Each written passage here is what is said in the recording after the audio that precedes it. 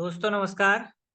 आप सभी का कश्यपपुरा के इस प्रश्न शास्त्र के कोर्स में स्वागत है। कश्यपपुरा प्रश्न शास्त्र के सबसे सटीक विधा मानी जाती है क्योंकि ये भृगु नंदी नाड़ी के कॉन्सेप्ट पे बेस्ड होती है। इसलिए कश्यपपुरा आपको बहुत ही अच्छे से तभी आ सकती है जब आपको भृगु नंदी नाड़ी के कॉन्सेप्ट क्लियर होते हैं। कश्यपपुरा प्रश्न शास्त्र की बहुत ही आसान, बहुत ही सरल और सटीक विधा है जिसकी स्थापना स्वयं कश्यप ऋषि के द्वारा की गई थी। कश्यप ऋषि, जैसा कि आप सभी जानते होंगे, यदि जिन्होंने ग्रंथों को पढ़ा होगा तो उनको इस चीज का आइडिया होगा कि कश्यप ऋषि बेसिकली कौन थे। बट मैं फिर भी एक छोटा सा इंट्रोडक्शन उनके बारे में बता देता हूं कि लॉर्ड ब्रह्मा जी जो थे वो रिस्पॉन्सिबल थे मानसा को प्रकट करने में, और सत्यारपुर और स्वयंभू जो मानुष थे वो रिस्पॉन्सिबल थे मनुष्य और ह्यूमन बीइंग को क्रिएट करने में। तो लॉर्ड ब्रह्मा जी के जो पुत्र थे मारीची ऋषि, और उनकी जो वाइफ थी काला देवी, उन दोनों की कृपा से ही हमारे बीच महर्षि कश्यप ऋषि का जन्म हुआ था। तो महर्षि कश्यप जी को बेसिकली अवतार कहा जाता है, जो कि आप साक्षात परमात्मा भी कहें तो कोई शक नहीं है, क्योंकि वो स्वयं ब्रह्मा जी की संतानों में से ही माने जाते हैं और ब्रह्मा जी तो त्रिदेवों में से आते थे। तो कश्यप ऋषि स्वयं एक बहुत बड़े महात्मा थे, बहुत बड़े ऋषि थे जिनको ज्योतिष का बहुत ही अच्छा ज्ञान था, और उन्हीं के माध्यम से हमारे बीच ये कश्यप होरा आई, जिसमें उन्होंने व्यक्तिगत प्रश्नों को समझाया था। और फिर इस चीज पर आरजी राव साहब, रथ साहब और के एन राव साहब और बीपी गोयल साहब, इन्होंने बहुत काम किया, और काम करने के बाद इस विधा को इतना आसान बना दिया जिससे आम जनता या जो ज्योतिषाचार्य होते हैं, जिनको ज्योतिष का आइडिया होता है, जो ज्योतिष का अध्ययन करते हैं, उनके लिए ये विधा बहुत ही सटीक साबित हुई, जो कि आसान थी, सरल थी, और कोई भी इसे सीख सकता था, और बहुत ही अच्छे इसको रिजल्ट देखने को मिलते थे। तो ऐसा ही इनके पास छोटा सा इंट्रोडक्शन बनता है। अब देखिए, जब कोई ऋषि बेसिकली कोई शास्त्र बनाया था तो उस समय तो वो संस्कृत भाषा, देवनागरी भाषा में बनाया था। बट धीरे धीरे जो हमारे रिसर्चर्स थे, जो हमारे ग्रेट पुराने एस्ट्रोलॉजर हुआ करते थे, उन्होंने इन सारे ग्रंथों को आम जनता की भाषा के अनुसार कन्वर्ट किया, और फिर हमारे सामने आज के टाइम के अनुसार एग्जाम्पल प्रस्तुत करके हमें इन चीजों को बताया कि किस तरह से हम इसको आज के जीवन में अप्लाई कर सकते हैं, हम किस तरह से आज के लिए एप्लीकेबल कर सकते हैं। क्योंकि उस समय तो इतनी सारी चीजें नहीं हुआ करती थी, बट आज के टाइम में बहुत सारी चीजें हैं। तो जो हमारे रिसर्चर्स रहे हैं, जो हमारे पुराने बड़े बड़े ओल्ड एस्ट्रोलॉजर्स रहे हैं, उनने ही इस सिस्टम को नए समय के हिसाब से बनाया और फिर हमारे सामने प्रस्तुत किया, जिसका आज हम किसी न किसी गुरु परंपरा के तहत सीखते आ रहे हैं, और हमारे तहत भी ये परंपरा आगे बढ़ती जाएगी। ये विधा भी एक लुप्त होती हुई विधा में से एक है। इसे भी बहुत कम लोग ही जानते हैं, विशेषकर आज ज्योतिष की दुनिया में। लेकिन जो भी जानता है उसके प्रश्न शास्त्र में काफी अच्छी पकड़ मानी जाती है। जितने भी पुराने अच्छे एस्ट्रोलॉजर होंगे उनको कहीं ना कहीं कश्यपपुरा का ज्ञान होगा, और जो भी नाड़ी एस्ट्रोलॉजर्स होते हैं उनको भी कश्यपपुरा का ज्ञान होता है। कश्यपपुरा को बेसिस कर जब बनाया गया तो डिफरेंट डिफरेंट नाड़ी के शास्त्रों से कॉन्सेप्ट को लिया गया, जिसमें हमारे नाड़ी के शास्त्र भी मौजूद थे। आप सभी जानते हैं कि नाड़ी में भी बहुत सारी नाड़ियां होती हैं, तो उन सारी नाड़ियों में से भी जो सबसे अच्छे अच्छे पॉइंट्स देखने को मिले उन सारे कॉन्सेप्ट को मिलाकर एक ग्रंथ बना दिया गया जिसे हम कश्यप होरा शास्त्र कहते हैं। इस शास्त्र के माध्यम से हम विशेषकर प्रश्न एस्ट्रोलॉजी का यूज करके सामने वाले व्यक्तिगत प्रश्नों के आंसर को स्पष्टीकरण देते हुए उसके समस्याओं का समाधान बताने की कोशिश करेंगे कि किस तरह से आपकी समस्या का सॉल्यूशन कब कैसे हो सकता है, होगा भी या नहीं होगा, होगा तो आराम से हो जाएगा या समस्याओं के साथ होगा, और सामने वाला व्यक्ति जो आया है वो भी किस प्रकार के प्रश्नों को लेकर आ सकता है हमारे पास, वो भी हम इस कोर्स में देखने और समझने और प्रैक्टिस करने की कोशिश करेंगे। आप जब इसको लगातार प्रैक्टिस करेंगे तो वो चीज आपकी हैबिट में आएगा और धीरे धीरे आप इसके प्रैक्टिस करते करते आप बहुत अच्छी पकड़ इसमें बना लेंगे। देखिए, प्रयास तो करना ही होगा। सिस्टम मार्केट में बहुत सारे हैं, हर सिस्टम ये कहता है कि हम बहुत अच्छी प्रेडिक्शन करते हैं।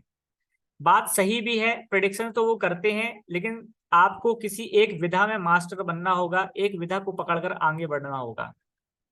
इसी प्रकार से यही सिद्धांत आपको अपनाना है, चाहे आप ज्योतिष की कोई भी विधा को पकड़ें। जिस दिन आप जिस भी विधा को पकड़कर उसको सारथी बनाकर चलेंगे, आप उसमें परफेक्ट हो जाएंगे और फिर वो चीज आपके लिए एकदम चुटकियों का खेल हो जाती है। इसी कॉन्सेप्ट के साथ मैं हमेशा काम करता हूं और आप भी इसी कॉन्सेप्ट पर काम करिए, यही मेरी आशा रहेगी। हम इस कोर्स को स्टार्ट करने से पहले प्रभु की वंदना करते हैं ताकि आप भी प्रभु की आशीर्वाद से इस कोर्स को बहुत ही आसानी तरीके से सोच पाएं, समझ पाएं, सीख पाएं और सब कुछ करके लोगों की समस्याओं का समाधान कर पाएं। ऐसी आशा के साथ हम इस कोर्स की स्टार्टिंग करते हैं। इस कोर्स के माध्यम से आप अपना ही नहीं बल्कि लोगों का भी समस्याओं का समाधान कर पाएं, लोगों की समस्याओं को समझ पाएं, उनको कुछ गाइड कर पाएं, ऐसे मैं आशा रखता हूं। इसलिए मैं ये चाहता हूं कि जब आप इस कोर्स को पढ़ेंगे तो आप अपने साथ एक कॉपी और पेन लेकर बैठेंगे। कॉपी पेन में आप मेरे द्वारा बताए गए सारे नियमों को नोट डाउन करते जाएंगे। जैसे जैसे आप नोट डाउन करेंगे, आप उन सारे नियमों पर धीरे धीरे प्रैक्टिस भी करेंगे और जो भी आपको समझ में नहीं आता है उसके लिए आप मुझसे 1-to-1 कॉल पे भी बात कर सकते हैं, व्हाट्सएप पे भी बात कर सकते हैं, या फिर हमारी लाइव क्लास जब होती है, जब आप बोलते हैं, या फिर जब हम वीकली लाइव क्लास करते हैं, उसमें हम इन सारी चीज़ों के डाउट क्लियर ऑलरेडी कर ही देते हैं। वैसे तो मोस्टली हमारा कोर्स बहुत सरल होता है, बहुत आसान भाषा में होता है कि आप एक बार में चीज़ें समझ जाते हैं या 1 से 2 बार में आप समझ जाते हैं, तो ज़्यादातर प्रॉब्लम आती नहीं है। बट यदि फिर भी आती है तो आप हमसे 1-to-1 डिस्कशन भी एट द टाइम किसी भी टाइम पर कर सकते हैं। चलिए अब हम बात करते हैं कि बेसिकली कश्यपुरा क्या है, कैसे काम करता है, किन सिद्धांतों को इसमें समझना है। देखिए, मैंने आप सभी के साथ सिग्निफिकेटर्स के वीडियोस ऑलरेडी पहले से शेयर कर दिए थे, क्योंकि ज्योतिष की कोई भी विधा हो, आप उससे तभी अच्छे से प्रेडिक्शन कर पाएंगे जब आपको ज्योतिष के जो फंडामेंटल टूल्स हैं, जैसे राशि, ग्रह, नक्षत्र और हाउस, जितना ज्यादा आपको इनके बारे में पता होगा, आप किसी भी विधा के माध्यम से बहुत ही आसानी तरीके से प्रिडिक्शन कर पाएंगे। लेकिन जितना ज्यादा आपको कम इनका आइडिया होगा, नॉलेज होगा, जितने कम से कम सिग्निफिकेटर आपको याद होंगे, उतनी ही समस्या प्रिडिक्शन करने में आपको बनेगी। इसलिए मैं आपसे हमेशा बोलता हूं कि आप सिग्निफिकेटर पढ़ते रहिए, प्रैक्टिस करते रहिए, बोलते रहिए, अप्लाई करते रहिए, वो ऑटोमेटिकली आपको याद हो जाएंगे। एक व्यक्ति कितने ज्यादा से ज्यादा सिग्निफिकेटर बोलता है जो ज्यादा से ज्यादा मार्केट में यूज होते हैं, जितने ज्यादा से ज्यादा मार्केट में क्वेश्चंस आते हैं, वो व्यक्ति वहीं से प्रेडिक्शन करता रहता है। लेकिन आप सभी जानते हैं कि ज्योतिष पूरे ब्रह्मांड को कवर करता है, पूरी पृथ्वी को कवर करता है, और पृथ्वी में बहुत सारी चीजें आती हैं। इतनी सारी चीजें आती हैं कि हमने उनको 12 राशियों में डिवाइड करके रख दिया है, 9 ग्रहों के अंदर डिवाइड करके रख दिया है।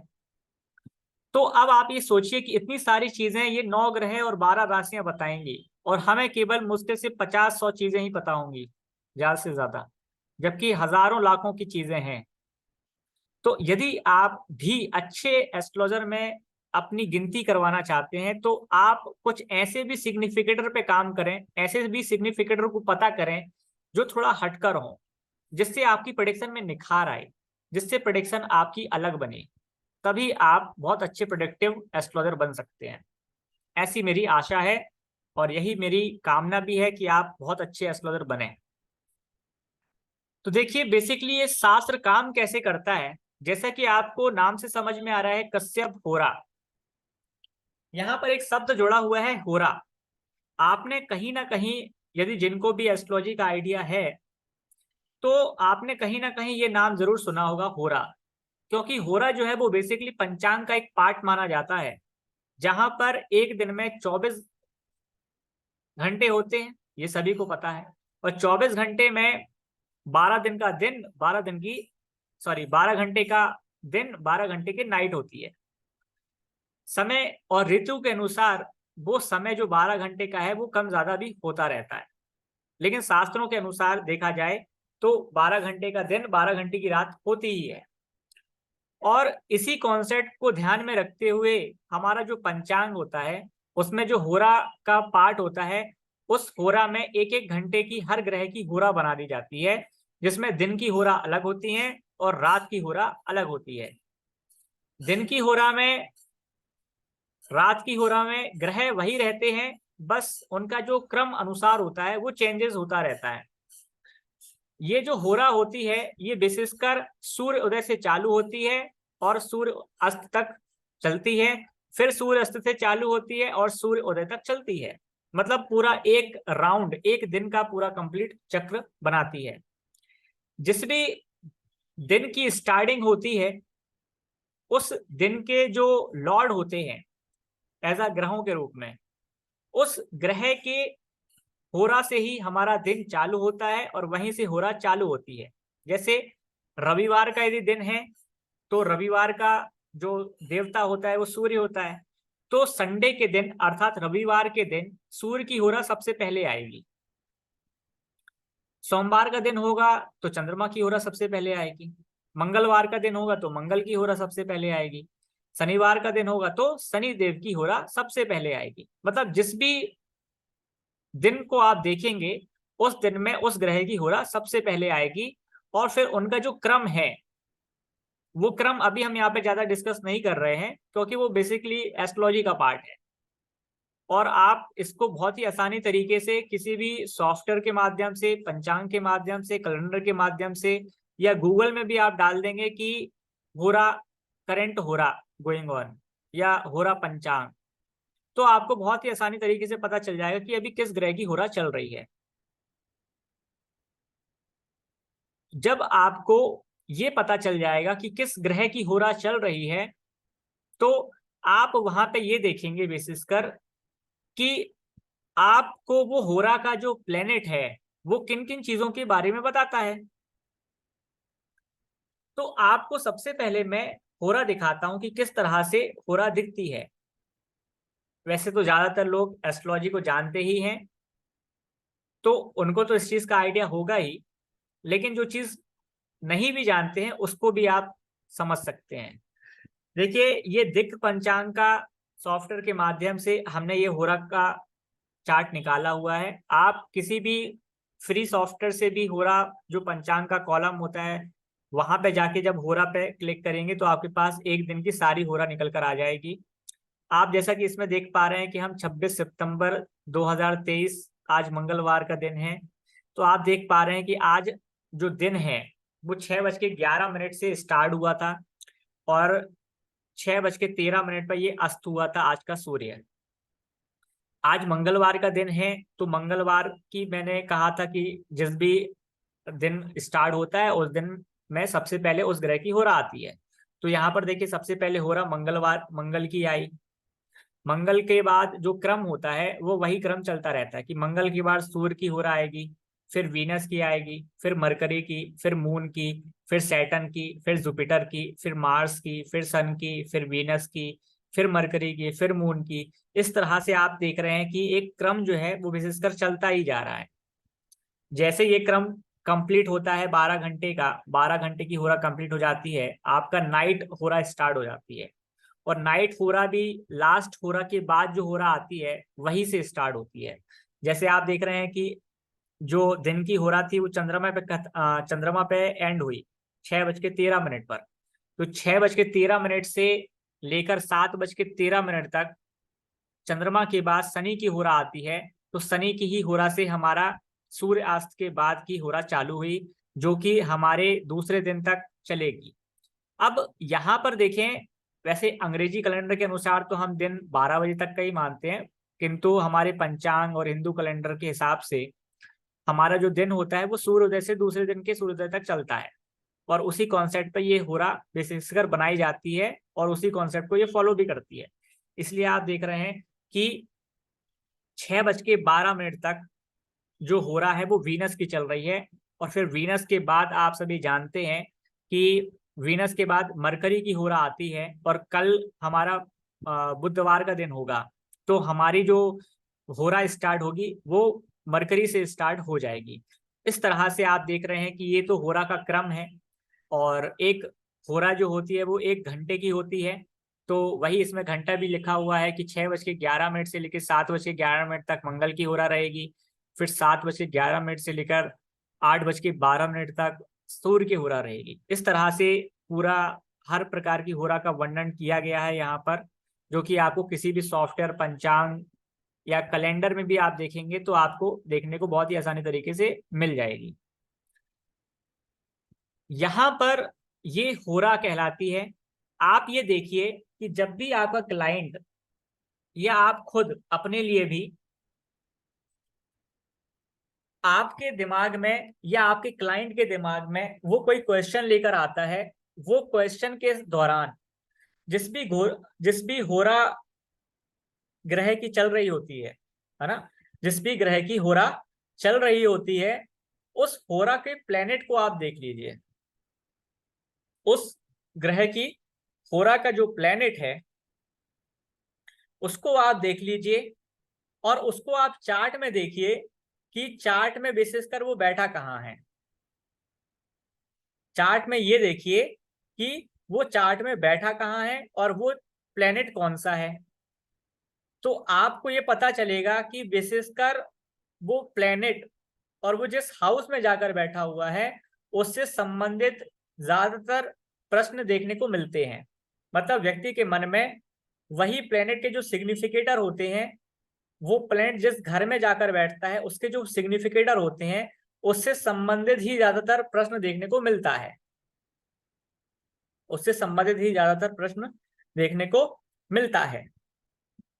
तो अब हम बात करते हैं एक एग्जाम्पल को लेकर, ताकि चीजें आपको थोड़ा सा क्लियर हो आसान भाषा में। तो हमने देखिए जस्ट अभी का चार्ट बनाया हुआ है। आज 23 सितंबर 2023 का चार्ट बनाया हुआ है 19:55 का, मतलब शाम के 7:55 का। आप यहाँ पे देख रहे हैं कि 7:55 के दौरान इस 23 तारीख के चार्ट में, होरा के चार्ट में, उस समय चंद्रमा की होरा चल रही थी, जो कि 7:05 से लेकर 8:05 तक चल रही थी। चंद्रमा की होरा चल रही थी। तो आप जब उस समय का ट्रांजिट चार्ट बनाएंगे, आप तुरंत का ही प्रश्न कुंडली बना लीजिए किसी भी फ्री सॉफ्टवेयर के माध्यम से। तो आप ये देखेंगे कि उस पर्टिकुलर टाइम ऑफ पीरियड में, जिस पर्टिकुलर टाइम ऑफ पीरियड में आपने एक क्वेश्चन किया या आपके क्लाइंट ने आपसे क्वेश्चन किया या जब भी प्रश्न आया, आप उस समय देखिए कि जो आपके होरा लॉर्ड है, जिसको हम चंद्रमा कह रहे हैं, वो चंद्रमा आपकी कुंडली में कहाँ बैठा हुआ है। तो चंद्रमा देखिए इस कुंडली में 9th हाउस में जाकर बैठा हुआ है, धनु राशि में जाकर बैठा हुआ है।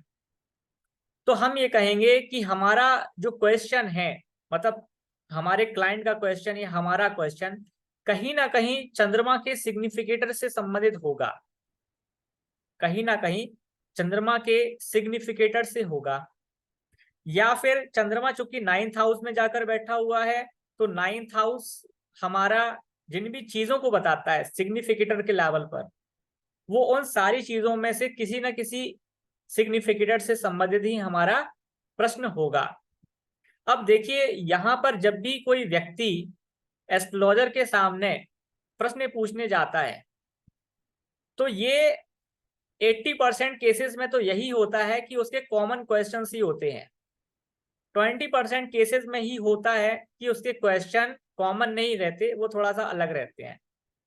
अब नॉर्मल यदि हम चंद्रमा के सिग्निफिकेटर पे बात करें तो चंद्रमा क्या है, माँ, माता के बारे में, मन की शांति के बारे में, कुछ ट्रांसफर्स के बारे में, कुछ चेंज ऑफ प्लेसेस के बारे में, कुछ मनी के बारे में।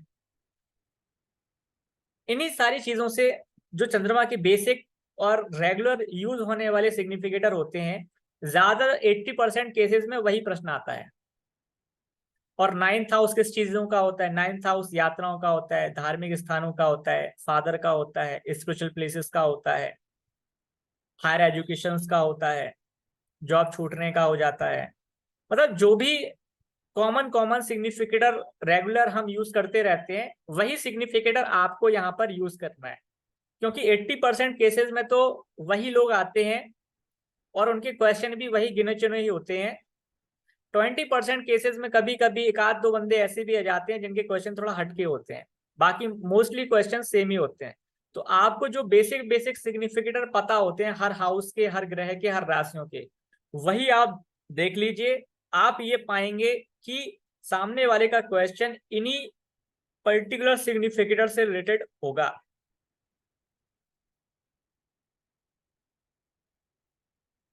अब जब आप ये देख लेते हैं कि सामने वाले का क्वेश्चन ये है, तो क्वेश्चन तो आपने वैलिडेट कर लिया। अब ये मेथड जो है वो आपके क्वेश्चन को वैलिडेट करने की भी एक अच्छी मेथड है कि सामने वाले ने जो क्वेश्चन पूछा है क्या उससे वैलिडेट हो रहा है या नहीं हो रहा। इसके अलावा अब सामने वाले का क्वेश्चन जैसे ही वेरीफाइड हो गया, वैलिडेट हो गया कि हाँ उसने सही क्वेश्चन पूछा है जो हमें चार्ट में भी दिख रहा है, अब आप क्या करिए, अब आप ये जानते हैं कि सामने वाला केवल क्वेश्चन को वेरीफाई कराने नहीं आया, वो अपने प्रश्न का सॉल्यूशन पूछने आया है, वो अपने प्रश्न के इवेंट को बारे में पूछने आया है कि मेरा इवेंट होगा या नहीं होगा, होगा तो कब तक होगा।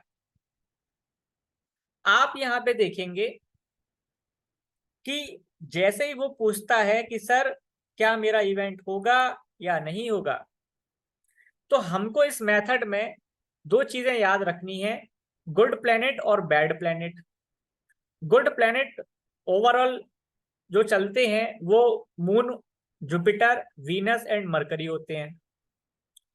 चंद्रमा होता है वो विशेषकर कृष्ण पक्ष का तो कमजोर माना जाता है, इसलिए वो फिर नेगेटिव रिजल्ट भी दे देता है। कृष्ण शुक्ल पक्ष का होगा तो बहुत अच्छी बात, जुपिटर अच्छी अवस्था में होना चाहिए, वीनस तो नेचुरल बेनिफिक प्लेनेट है, हमारा मरकरी भी यदि अच्छी अवस्था में होता है तो वो भी अच्छा ही माना जाता है। बैड प्लेनेट में Rahu, Ketu, Saturn, Sun and Mars माने जाते हैं। तो किसी का क्वेश्चन, किसी ने पूछा कि क्या मेरा इस स्कूल में एडमिशन हो जाएगा, तो आप मान लीजिए इसी पर्टिकुलर टाइम ऑफ पीरियड में चार्ट देख रहे थे, एनालिसिस कर रहे थे, तो आप देखेंगे कि उस समय चंद्रमा की होरा चल रही थी, चंद्रमा 9th हाउस में बैठा हुआ था। तो आपको एक रूल ध्यान में रखना है कि चंद्रमा से यदि 2nd हाउस में, 5th हाउस में, 7th हाउस में और 9th हाउस में यदि अच्छे प्लेनेट बैठे होंगे तो उसका इवेंट हो जाएगा, यदि खराब प्लेनेट बैठे होंगे तो उसका इवेंट नहीं होगा। तो यहां पर आप देख रहे हैं कि चंद्रमा से 2nd घर में कोई प्लेनेट नहीं बैठा,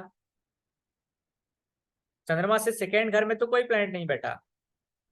फिर आप देखेंगे कि 5th हाउस में कौन सा प्लेनेट बैठा हुआ है, तो 5th हाउस में यहाँ पे जुपिटर बैठा हुआ है और राहु बैठा हुआ है। फिर 7th हाउस में कोई नहीं बैठा और 9th हाउस में मरकरी बैठा हुआ है।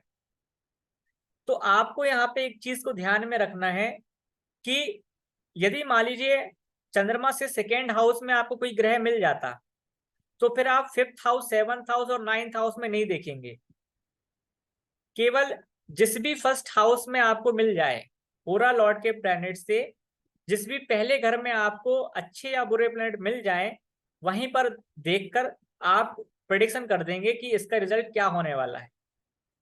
आपको हर एक हाउस को एनालिसिस करने की जरूरत नहीं है। तो आप यहाँ पे देख रहे हैं कि चूंकि हमको सेकेंड हाउस में तो ग्रह नहीं मिला था, लेकिन हमें फिफ्थ हाउस में राहु और जुपिटर मिल गया। अब राहु एंड जुपिटर, एक अच्छा है एक खराब है। अच्छा ग्रह जो है वो आपको क्या करेगा, अच्छे रिजल्ट देगा, और बुरा रिजल्ट खराब करेगा। तो हमारा जो इवेंट है वो भी कुछ इसी तरह से काम करेगा कि व्यक्ति को अच्छे परिणाम भी देखने को मिलेंगे और बुरे परिणाम भी देखने को मिलेंगे। अच्छे परिणामों में उसका सिलेक्शन तो हो सकता है, लेकिन चूंकि मैलेफिक प्लैनेट भी काम कर रहा है तो व्यक्ति को भटकना बहुत पड़ेगा, व्यक्ति परेशान बहुत होगा, व्यक्ति को मेंटल स्ट्रेस भी आएगा, मानसिक परेशानियां आएंगी, थोड़ा समस्याएं आएंगी, थोड़ा डिले होगा। यदि मान लीजिए यहाँ पर केवल अच्छा प्लैनेट बस होता तो काम बहुत आसान तरीके से बन जाता। यदि मान लो पूरा बुरे प्लैनेट होता तो काम नहीं बनना था। लेकिन यहाँ पे चूंकि मिला जुला स्वभाव है तो वो ज्यादातर अच्छा ही रिजल्ट देगा, क्योंकि आप सभी जानते हैं कि राहु और जुपिटर में आपको ये पता है कि राहु केतु जिस भी ग्रह के साथ बैठते हैं वो उसके अनुसार भी रिजल्ट देते हैं। तो यहाँ पर भी वही हमारे कॉन्सेप्ट जो एस्ट्रोलॉजी के होते हैं, जो नाड़ी के होते हैं, वो यहाँ पर अप्लाई किए जाएंगे। तो यहाँ पर यदि मान लीजिए आप प्रेडिक्शन करते हैं कि आपका इवेंट होगा, थोड़ी परेशानी आएगी, थोड़ा मानसिक परेशानी देखने को मिलेगी, थोड़ा भटकाव होगा, स्ट्रेस आएगा, बट आपका काम फाइनल में बन जाएगा। ये इतनी सटीक प्रेडिक्शन बैठेगी आपकी कि आपने जो बोल दिया वही होगा, और आपको इसको बोलने में मुश्किल से 2 से 3 मिनट स्टार्टिंग में मैक्सिमम लगेंगे, जिसे कोई भी व्यक्ति आसानी भाषा में देखकर समझ सकता है और अपने डेली लाइफ के इवेंटों में अप्लाई करके अपने कीमती वक्त को बचा सकता है ऐसे इवेंट को करने से पहले। आई होप कि आपको ये कॉन्सेप्ट समझ में आ गया होगा।